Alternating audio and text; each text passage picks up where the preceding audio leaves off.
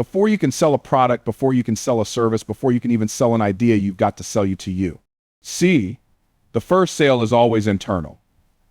If you haven't bought into your own worth, your own voice, your own capacity to create transformation, then everything that comes out of your mouth is going to feel like manipulation instead of a mission. People can feel when you're unsure. They can smell hesitation like blood in the water. You can have the perfect script, the best offer, and still lose the sale because deep down you don't believe you deserve the win. The energy you carry will always be louder than the words you say. And if your soul is whispering, "I'm not enough," your pitch is already drowned out. So how do you sell yourself? You don't do it by puffing up your chest. You do it by going back and collecting the evidence of your own greatness. You take inventory of every victory, every breakthrough, every life you've impacted, even if it was just your own. You stop minimizing your story. You stop comparing your chapter 3 to someone else's chapter 30. You stop apologizing for your ambition. You start understanding that you are the asset, not your funnel, not your pricing strategy, not your lead magnet. You are the value proposition. The more you invest in becoming the version of you who can lead powerfully, serve generously, and speak boldly, the more your offers become magnetic. Because when you walk in the room already convinced of your worth, you don't need the sale to feel valuable. You bring value with you. And when you bring value with you, people don't feel sold, they feel seen. They feel invited into something greater. But if you're still negotiating with your own doubts, if you're still unsure whether you're qualified enough or experienced enough or ready enough, then you're not in a position to lead anyone into a transformation because you're still trying to convince yourself you belong in the conversation. You want to become the greatest salesperson in the world? Then stop waiting for someone to validate your gift. Stop waiting for more credentials, more likes, more testimonials to tell you you're allowed to charge what you're worth. God already stamped you with value when he gave you breath. That means you don't need permission. You need people aren't buying your product because it's informative. They're not investing in your service because it's educational. Nobody is waking up in the morning saying, "You know what I need today? More information." We are drowning in information. YouTube is free. Google is free. ChatGPT is free. If they wanted information, they wouldn't need you. They'd already have the solution. What they're really buying is change. What they're hungry for is a shift. What they're desperate for is transformation. See, information informs, but transformation reforms. It rewires how someone thinks, how they act, how they show up in the world. And the greatest salesperson doesn't just drop facts and features, they paint futures. They paint futures. They don't just describe what the product does, they describe who the client becomes. The best don't talk about modules and lessons and features. They talk about identity shifts. They talk about moving people from pain to power, from scarcity to overflow, from confusion to clarity, from surviving to leading. Because when someone is listening to your offer, they're not evaluating the mechanics, they're measuring the distance between who they are now and who they could become. And they're silently asking, "Can you get me there?" They're wondering if you really understand what they're stuck in. They're wondering if you really believe they can rise. And most importantly, they're wondering if they can borrow your belief until they have enough of their own. But here's the part most people miss. You can't sell transformation if you've never walked through any. You can't lead people to a place you've never been. You've got to become the evidence of what your offer creates. You've got to be the walking testimonial of your own process. People don't want to hear about your blueprint until they've seen your fruit. They want to know, has this worked for you? Has it worked for others? And if I say yes, will it work for me? That's why you don't just tell stories, you transfer belief through stories. You talk about the woman who couldn't look at herself in the mirror until she went through your coaching. You talk about the business owner who was about to shut everything down, but after working with you, doubled their income and got their life back. You talk about the father who thought he had lost his connection with his kids, but through your process, found a way to lead his family again. Because those aren't testimonials, they're mirrors. And when people hear transformation stories, they don't just hear what's possible, they begin to see themselves inside the possibility. They don't think, "Oh, wow, that's cool." They think, "What if that could be me?" And when you learn how to anchor your message in identity instead of intellect, when you stop selling concepts and start selling consequences, when you move your pitch from the head to the heart and from the heart to the spirit, you begin to speak to the part of the person that's already crying out for change but doesn't know where to find it. And suddenly the sale isn't about you trying to convince them of your value. It becomes about them stepping into their own destiny through the vehicle you've created. And that's when you don't become the greatest salesperson in the world by selling what everyone else is selling at the price everyone else is charging with the mindset everyone else is carrying. You don't rise to the top by competing on price. You rise by creating at a level so high your value becomes untouchable. You've got to stop thinking in terms of affordable and start thinking in terms of transformational. Because here's the truth, nobody has a money problem. People have a value perception problem. And if they don't see the value, it's not because they're broke, it's because you haven't communicated the transformation at a level that demands their investment. High ticket isn't about charging more, it's about delivering more. It's about crafting an offer that solves a real problem with a real outcome at a real speed for people who are ready now. It's not a price tag, it's a commitment level. And the reason most people stay in the low ticket lane is not because that's where they're supposed to be, it's because they haven't yet stepped into the version of themselves that's worthy of commanding a high ticket conversation. See, high ticket is a spiritual posture before it's a business strategy. You have to believe that what you carry is so potent, so life-changing, so divinely assigned, that putting it in a $97 package would be a disservice not just to you, but to the people you're called to help. Because when people don't pay, they don't pay attention. When it's cheap, they treat it like it's disposable. And when something is handed to them without cost, they never give it the weight that's required to actually change. The greatest salespeople don't just increase, they elevate the perceived consequence of not buying.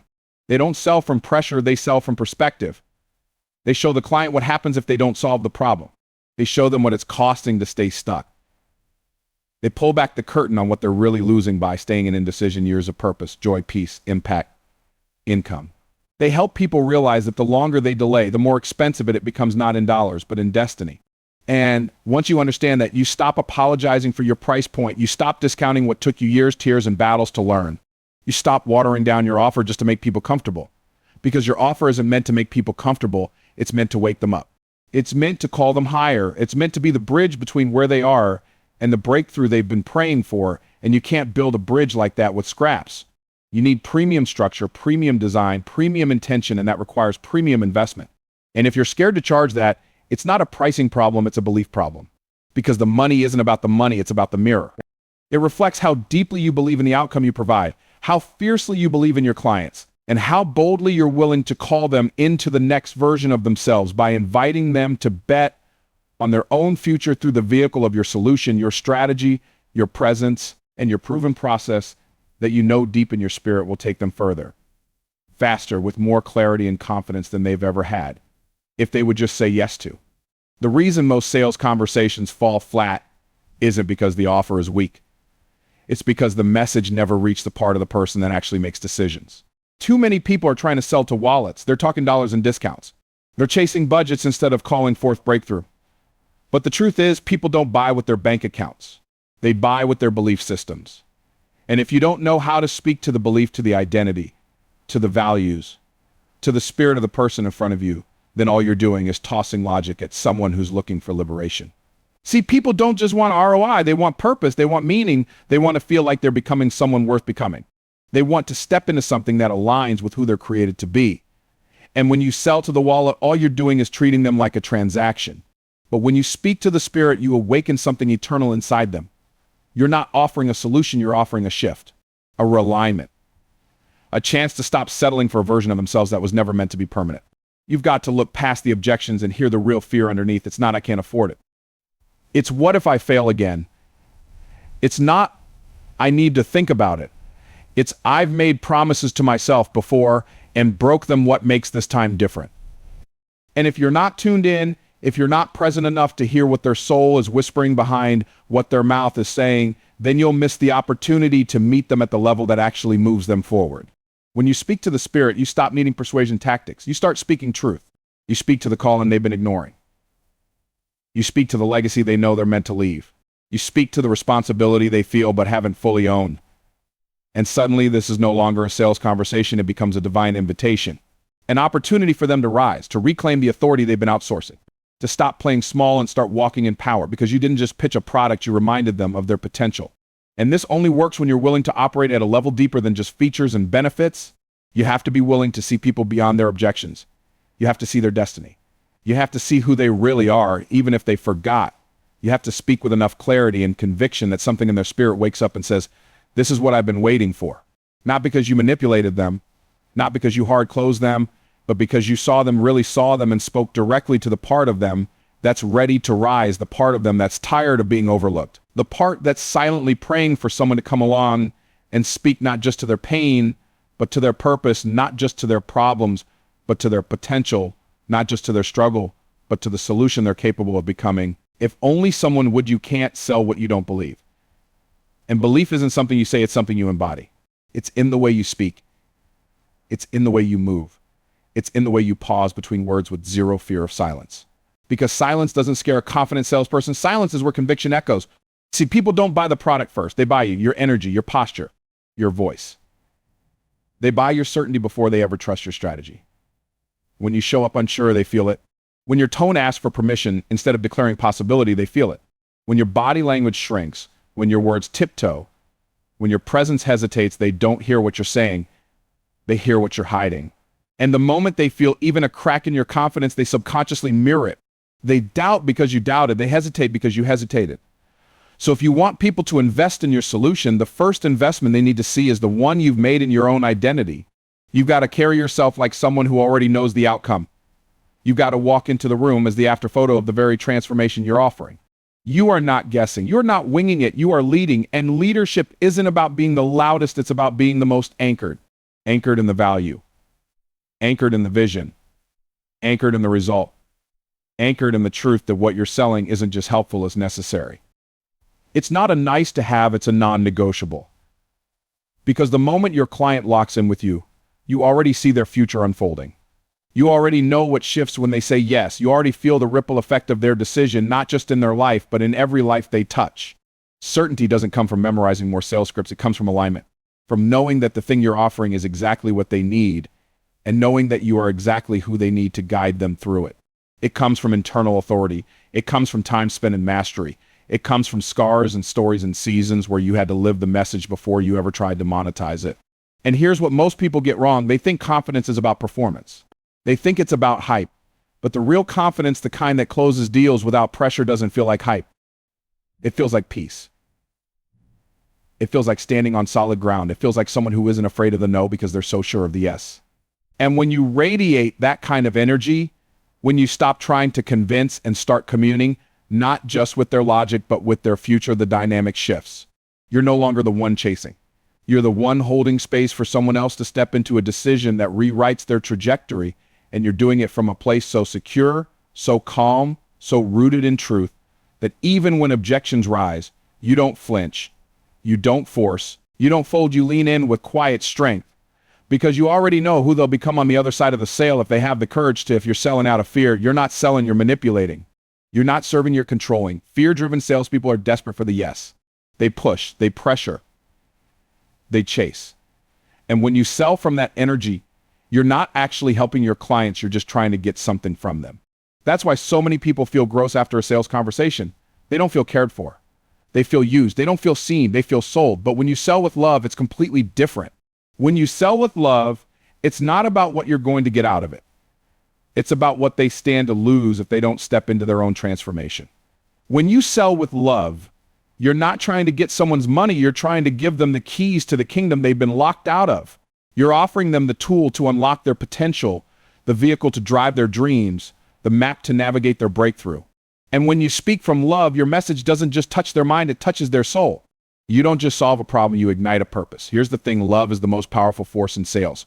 Because when you love what you do, when you love the people you serve, when you love the difference you're making in the world, you don't have to try to be persuasive.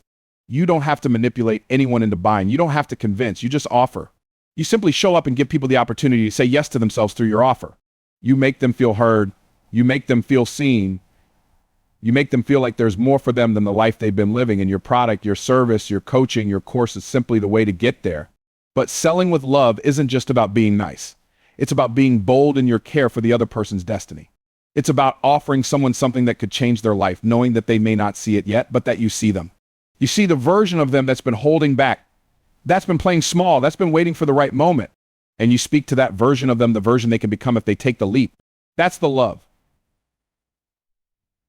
That's the leadership. And love isn't afraid of confrontation. When you love someone, you challenge them, you ask the hard questions, you push them to face their own excuses, to own their fears, and to step into the greatness they've been denying. Love isn't afraid of rejection either. When you sell with love, you don't fear the no because you know the yes is already waiting for someone else. The love you have for your clients isn't contingent on the transaction. It's rooted in the belief that if they don't choose to step into the solution, they are choosing to stay in a life that doesn't honor their full potential. And love always calls people higher, even when they don't yet believe they're worthy of being called. When you sell with love, you don't just offer a product, you offer a transformation. You don't sell to their pain, you sell to their purpose. You don't sell them the how you sell them, the who they're about to become. And when you speak with that kind of conviction, with that kind of certainty, with that kind of belief in them, not only will they trust you, they'll trust themselves. Because at the end of the day, the greatest sale you make is the sale that helps someone believe in themselves again. And if you can do that, you've already won.